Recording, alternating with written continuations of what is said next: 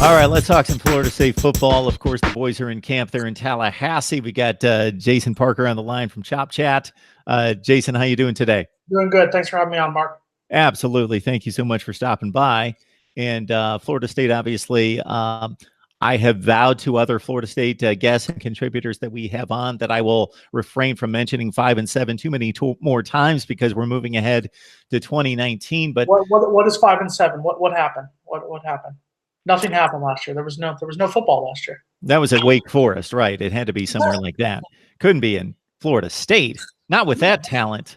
But even the first-year transition, even giving that leeway to a first-year transition for a new head coach, as we see across the country with 12 or 15 programs every year, I was just amazed, flabbergasted. There's a number of adjectives you could use at how ill-prepared this football team looked most of the time. I'm looking at two games that I would consider that they played up to their talent level or close to it when they beat Wake Forest by 3 touchdowns and they squeaked by a decent Boston College team by 1 point. But otherwise, they just did not look prepared.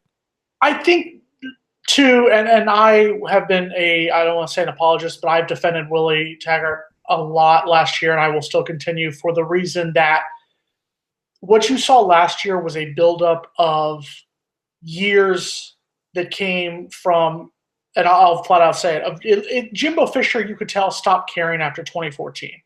And I'm not saying he didn't want to win, but you could tell that between some of the moves he made, not getting rid of certain assistants that probably should not have been around anymore, and the whole losing to teams you shouldn't lose to was even before Willie got on campus. You look in 2015 to Georgia Tech, 2016 to North Carolina, even 2017, there were a couple losses that shouldn't. The Miami game, either year in 2017 and 2018. So I think a lot of it was, and I think you're starting to see people when they do a deep dive into it go, yes, last year was a bad year. Last year, yes, a lot of the blame does need to go to Willie Taggart because he was the coach.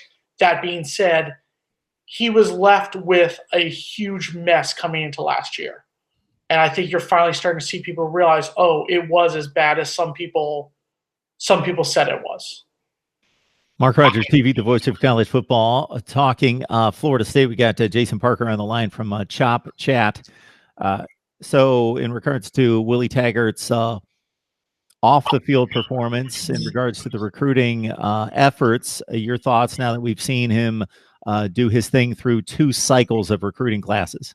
I think I like the 2 things I would say that I like about, especially just using 2019 as an example, was he recruited the 2 main positions of need, offensive line and secondary. You look at the guys, he brought in 6 offensive linemen. You've got several who are already enrolled, already taking part in spring drills, same with the secondary. And you have, yes, we lost a couple of the big name recruits. Obviously, Nick Cross was the big name when he went to Maryland after being a longtime Florida State commit. But he got positions of need, number 1. Number 2, I like the fact that he went back to recruiting Florida, and in particular South Florida. And I'm a little biased living in South Florida, but he went back to recruiting the hotbeds that Florida State football was getting before. And there was a certain time towards the end of the Bobby Bowden era and then towards the Jimbo era when there was more recruiting, more national. And I get it. If you can get a 5-star like Cam Akers from Mississippi, I understand that. But to me, and to I think a lot of fans, the best talent is in the state of Florida. And when you're not recruiting your home base, you see what happened. You see a lot of those guys who, yeah, you can be a 5-star in the state of Idaho, but give me a 3-star from Orlando or Tampa or Miami in a heartbeat. And I think Willie has started to do that. That being said, I think there were a few areas that I would have liked to have seen him do better at. No running backs, wide receivers, 1 wide receiver in the group. You know, you don't have to bring in 5 every single class, but I think you need to bring in somebody from each position. And as far as the quarterbacks go, everyone's going to point to that and say, oh, he didn't bring in, you lose some of the guys that had been committed or were big targets towards Florida State. That one hurt. Those hurt a little bit. I do think if the NCAA does approve Jordan Travis, that would be a huge get up because of the fact that he would still have 3 years left. Jason, you mentioned Cam Akers and all the hype that accompanied him in his route to Tallahassee, and he's certainly not been anything close to a bust. not going in that direction. But at the same time, he looked like a pretty much marginal back for a top 40 program in the nation. Was that more attributed to the offensive line, or maybe he's not quite the dynamic player that was expected? I think that, and I will be the first person to criticize the offensive line. That offensive line has been atrocious for the last 3 seasons. It dates back to the 2016, and Rick Trickett as the coach, you could argue, should have probably not stayed on for the 2017 season as the assistant. And that's what goes back to a thing about Jimbo being too loyal to some of his assistants and some of his guys.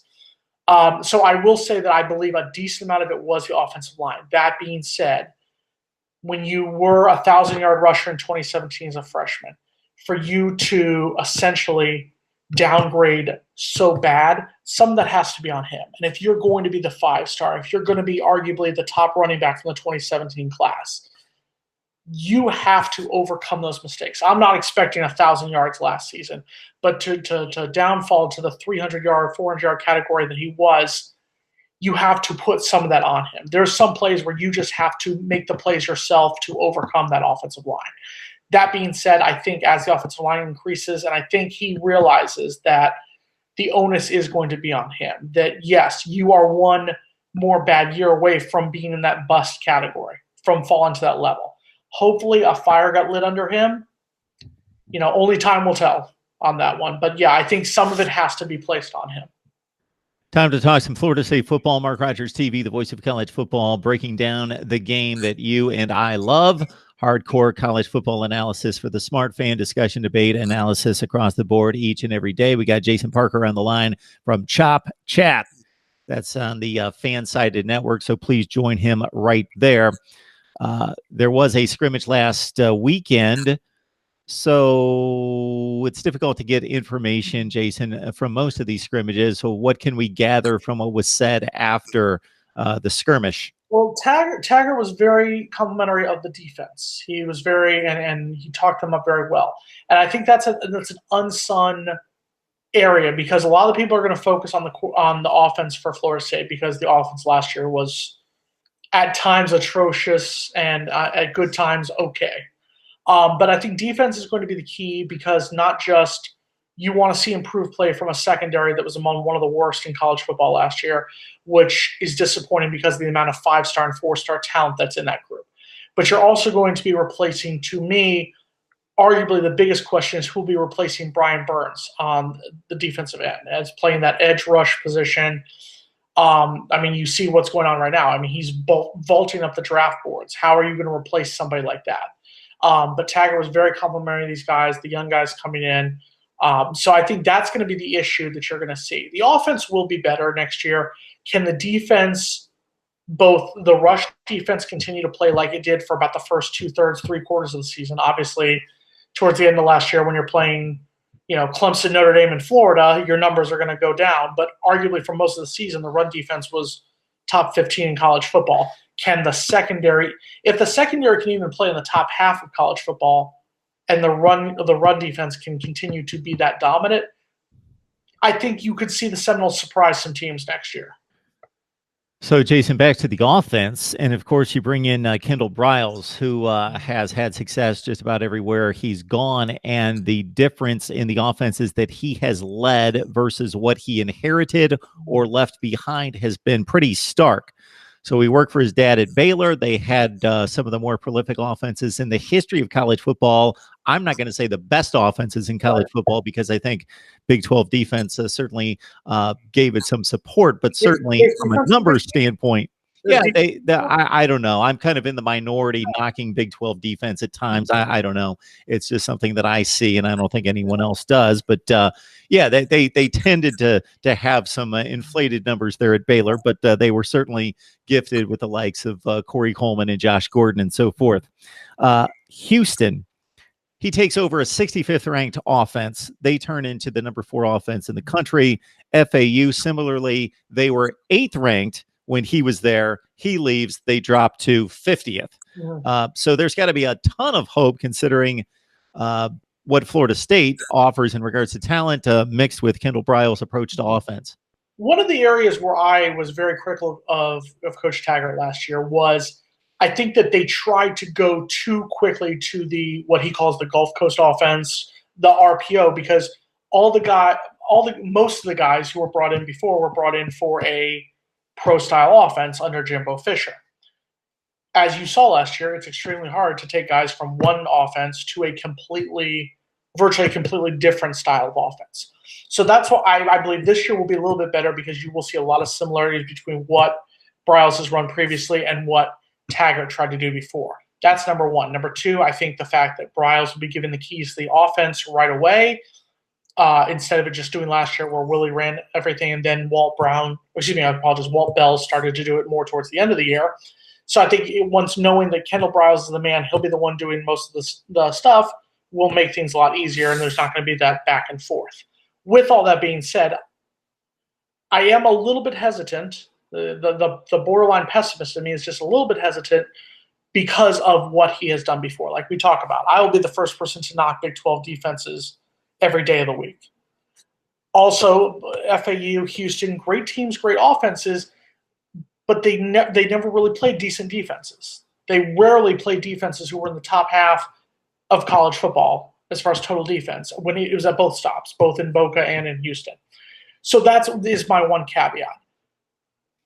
With that being said, as much as you hate to sound like a broken record, there's nowhere to go but up.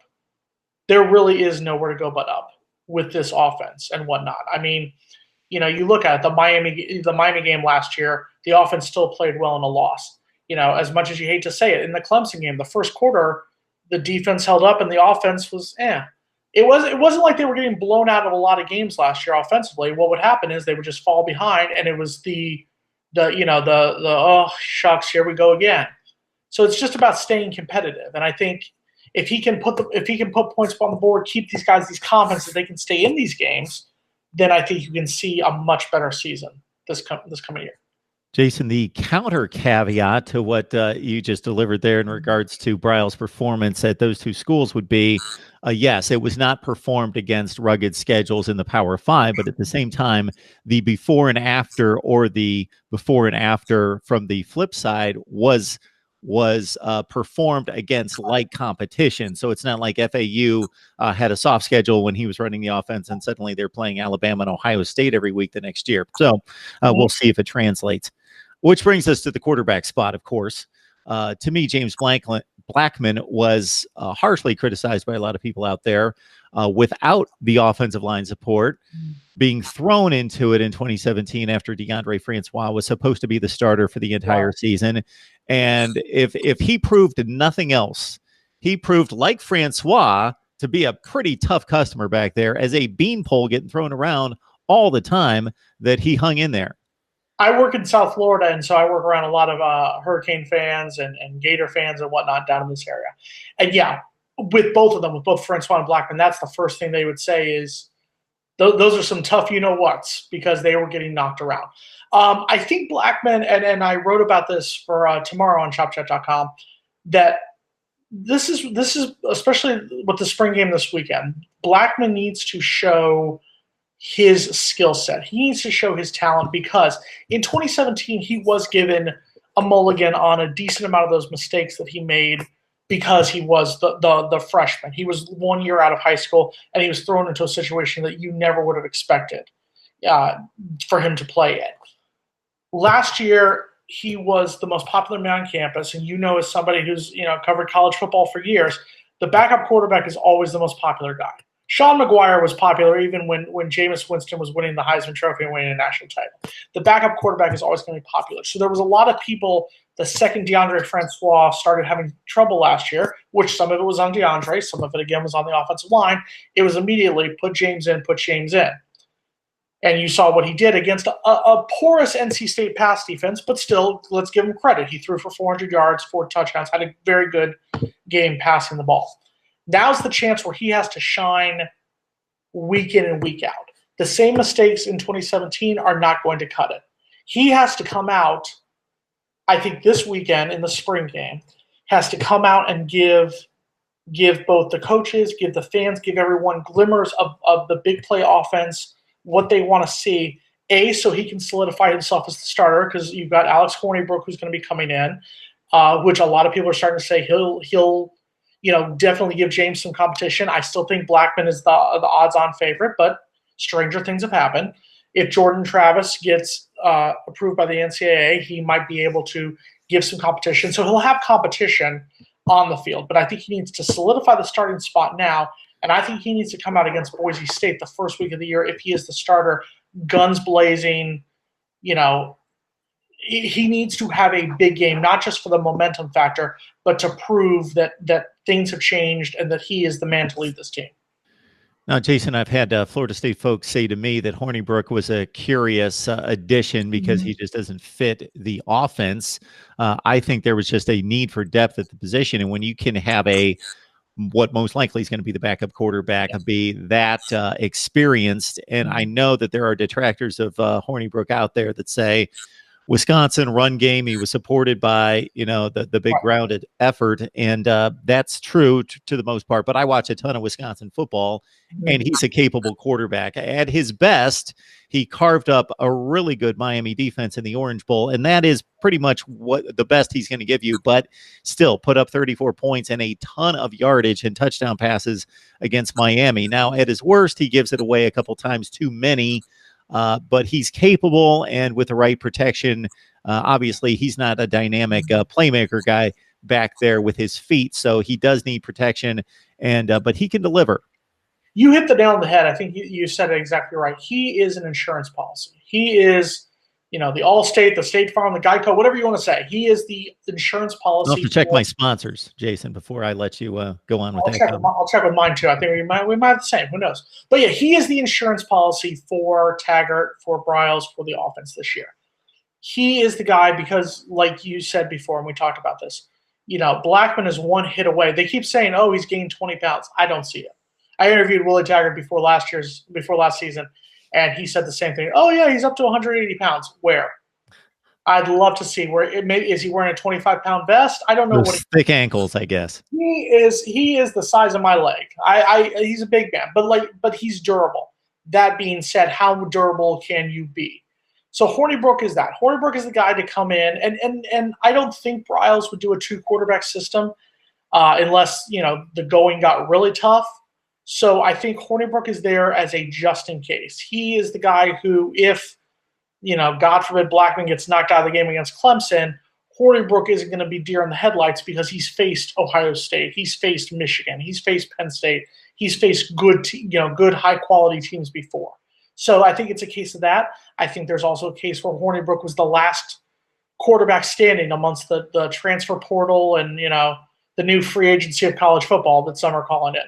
So I think it was one of those things where Taggart said, we need to get somebody in here, A, just in case Jordan Travis doesn't get cleared by the NCAA, and B, because we need somebody. Time for some Chop Chat with Jason Parker from Chop Chat, appropriately Florida State football coverage there on Fansided. So please join him right there. Mark Rogers TV, the voice of college football. You know the deal here. Hopefully we discuss, debate, and analyze college football each and every day, and hopefully you join us. Please share the videos, like the videos, comment, and subscribe. We're talking Florida State football. What position battle outside of the quarterback realm intrigues you? There's a lot of fun battles, actually. And I'm going to tell you one that people aren't really talking about. I think you could easily see, for the first time in years, an Aguayo not kicking for the Seminoles this year. Towards the end of last year, Ricky struggled. I think he had the problem of, A, you're following your brother, who was arguably the best college kicker maybe the last decade. He comes out the first game against Ole Miss in 2016, has a school record for field goals, and since then you've seen him start to struggle a little bit. So they signed a kicker this year from up in Georgia who could easily make things interesting in that battle. And I say that with kind of a smirk on my face because, you still don't know about the offensive situation. So you want to get points wherever possible. So, 3 points is better than nothing. So I think that's going to be an interesting position battle right there. And I think at the linebacker spot, I think linebacker was the one spot last year where you almost had, players by committee playing the spot. You had the defensive line was solid up front The secondary was horrible, and the linebackers were basically just what 2 or 3 guys can get on the field at the time. So I want to see what Emmett Rice does. I want to see Josh Brown. I want to see these guys at linebacker and see if they can play the linebacker position that FSU is known for. I'm not asking them to be Derek Brooks all over again, but I need them to back up the line, and I need them to sometimes bail out the secondary. That could be the difference between a 6-6 season and a 9-3 season. Mark Rogers TV, the voice of college football. If you enjoy what we do here, hit the like button, even if you don't agree with me or in this particular video. Jason, if you like what we do and deliver, hit the like button. Help us build the channel. Now, before we started to record, Jason gave me credit for planting the Florida State helmet front and center on the top shelf here, but unfortunately next to Florida, so we had to make a bit of a switch there. I moved LSU in its place, and Jason, you had mentioned that there is talks about getting those 2 teams together. Yeah, a couple months ago, there have been rumors that have gone around about them possibly scheduling a neutral site 1 year in New Orleans, 1 year in Orlando. And that would be interesting. I think a lot of fans would like to see that. They haven't played in almost 3 decades. 1991 was the last time they played in Baton Rouge. So that'd be interesting. I feel like games like that would be great for college football. I've written a couple articles in the past about some of the different Power 5 matchups that should be played. I'm personally one of those guys who would like to see them play more at home. I understand the need of neutral site. We got Florida and Miami opening the year in Orlando, games in Atlanta, Dallas. I get it. It's about money. I understand. Florida State's playing in Jacksonville against Boise State for that very reason. That being said, I'm old school in that regard. I'd rather FSU go under the lights in Death Valley, and I'd rather the purple and gold come to Tallahassee for a game. I think that's what college football is. Jason, you bring to mention the Boise State opener, kind of a curious game. It's obviously a very dangerous game against a team that was very good last year, a top 25 team that lost the conference championship game in overtime, but typically we're understanding that Boise State probably wins 8 out of 10 years in the Mountain West, but a very good team that you don't necessarily, as Florida State, get full credit for. If you win, you're still supposed to win it. There's a lot of, and we've written stuff in the past, there's a lot of people who are putting FSU on upset alert, and I think rightfully so. And I will say this to my fellow, Florida State grads, my fellow Florida State fans, we need to not take this game lightly. This is a game Boise State can easily come to Jacksonville and send Florida State home with their 3rd straight opening game loss. And that's just the cold reality of it. Maybe 10 years ago, even when Boise State was first coming up, you would still say, oh, Florida State has the athletes, Florida State can do it. And don't get me wrong, I think Florida State still, athlete to athlete, is still a better roster, a better team. That being said, as we've talked about earlier, Florida State sometimes plays down, number 1. And I do think Boise State is that team that doesn't get enough credit anymore. You're talking about UCF. You're talking about other teams. Boise State could easily be the group of 5 representative next year in the New Year's 6 bowl games.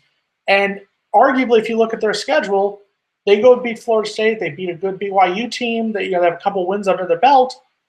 They're sniffing the playoff if they go 12-0 next year. So that's a real possibility. So Florida State, and I think after last year, you almost hate to say it, but as weird as this may sound, a losing season might have almost been the best thing that could have happened to Florida State.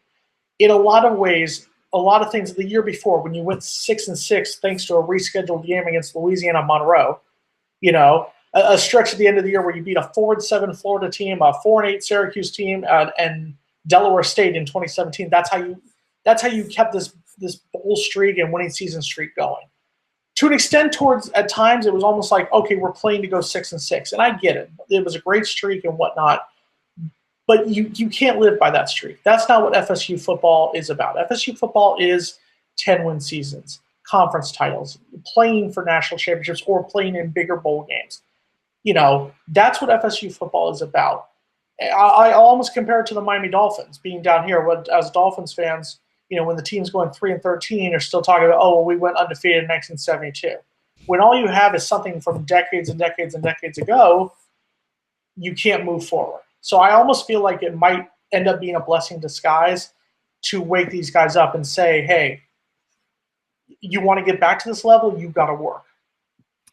And to your point, Jason, against a group of 5 team, Florida State fans only need to look back to the 2015/16 Peach Bowl effort or lack thereof against Houston. And that was a team that coming off a college football playoff appearance a year before, and that was going to win the Orange Bowl the next year. That was a clear top 10 team in the country, and they just didn't deliver on that day. And Houston really took it to them. Oh, and then that goes back to what I talk about. You could almost tell after there was that streak from 2012 to 2014, where Florida State arguably one of the best 3-year streaks of just they lost 3 games total, and 2 of them were in 1 year. One was by 1 point to NC State. You lose to Florida at home in 2012, and then Oregon in the first ever college football playoff game.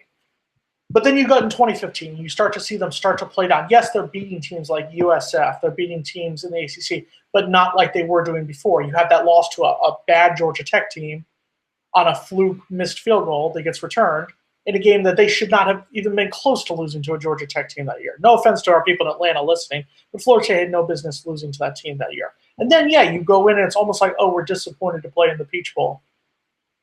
And Houston took care of it. So, yes, on any given day, this is a Florida State team, and that's what's frustrating to a lot of the Florida State fans, a lot of my fellow fans and alumni, are you're losing to teams you have no business losing to. I'm sorry, you look at Virginia Tech last year. Virginia Tech showed their true colors as the year went on, and they needed a rescheduled game to get bowl eligible as well. You know, and you have no business losing. I'm not saying we shouldn't have lost them, but you have no business losing to them 24-3 in the opener. You know, you lose to a Miami team that you look later on, you really had no business losing to in a game like that. You know, Syracuse is a good team. I'm not sure if that game's played all those times, 10 times, if Syracuse wins a majority of those times. So you don't know, and that's what's frustrating is it's not that same, you go in with that same confidence of, oh, we've got this game. Every game, it's like Boise State, oh, Louisville, oh. That's the frustrating part. Yeah, all credit to Dino Babers, but I'm going to have to see that play out one more time with a roster filled with recruiting classes in the 50s. So I'm just going to have to see that play out again. But again, they took care of the schedule, but it was a week 1 and they didn't beat anyone really that good. Probably NC State, the best team that they beat in finishing second in the ACC. Let's be honest, we're all chasing Clemson right now. And I know we want to think that we're still on the same, some FSU fans want to think we're on the same level. No, it's Clemson and everyone else right now. So we know our place.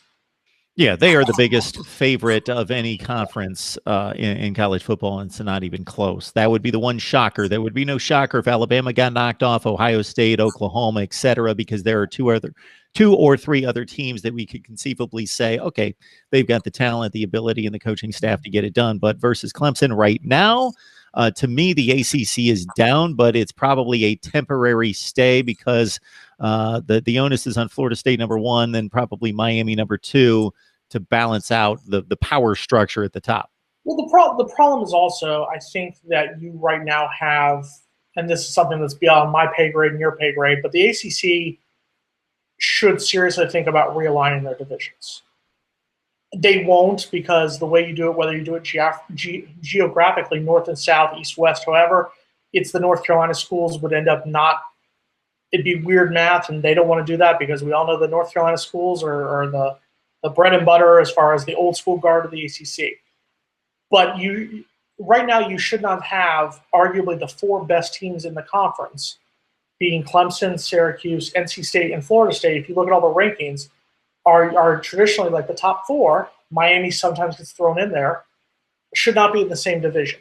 So you should look at that. Like, do you move a Virginia over in exchange for an NC State? Do you move some stuff just so you have more of an equal base right now? Because right now there is no equal base. You look, I get that it was Pittsburgh last year, but Pittsburgh goes and plays Clemson in the ACC championship game and gets beat down. The year before, Miami gets beat down by Clemson, and it's the Atlantic Division, I believe, has won all the championships since 2011. So the last 8 championships have all been won by the Atlantic Division. So if the ACC wanted to get some more respectability, they need to have it where it's not just the championship game being the coronation for either Florida State or Clemson to go to the BCS or the playoffs.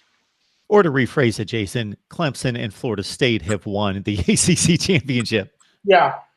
But I mean, yeah, I mean, but you look at it. I mean, I think Georgia Tech played us tight a couple years. Yeah. But other than that, it's been a blowout. I mean, the year Duke was finally a ranked team was good. We beat them by 38 points in the championship game.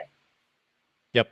And no one's going to respect your conference if it's just one team against, no one else.